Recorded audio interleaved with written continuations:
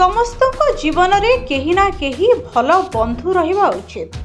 जड़े भल बंधु पाइबा एक उपहार परी होता है, किंतु यही उपहार पाइबा आशारे अनेक थर लोक मैंने एपरी लोक सहित बंधु होती जो माने केवल बंधुत्व निजर फायदा उठेबा चाहते। एपरी सांग माने बहु विपद होइथांते, तेणु सेमानकु यथा संभव निज जीवन रू दूरेई दबा उचित।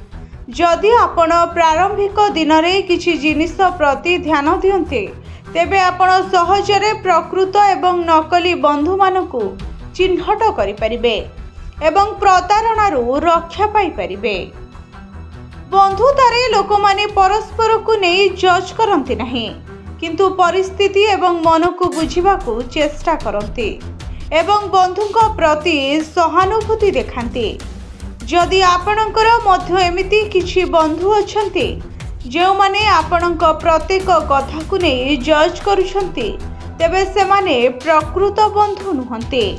प्रकृत बंधु माने सेमानଙ୍କ सांगमानଙ୍କ सुख किंबा सफलतारे खुशी हुंती, किंतु जदि बंधु आपणଙ୍କ खुशी पे ईर्षा करती किंबा आपणଙ୍କ ठारू दूरता चाहती, तेबे जानतु से आपणଙ୍କ सह नकली बंधुतार कार्ड खेलुछंती।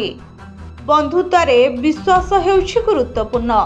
जदि आपण कोनोसी बंधु आपणଙ୍କ विषय चुगुली करुछंती एवं जेउ कथा आपण सेई बंधु को कहिछंती से काहाको तृतीय व्यक्ति सहित अंशदार करुछंती, तेबे एहा मध्य बंधुत्वर एक लाल पताका। एपरी सांगमानक ठारू दूर रे रुहंतु।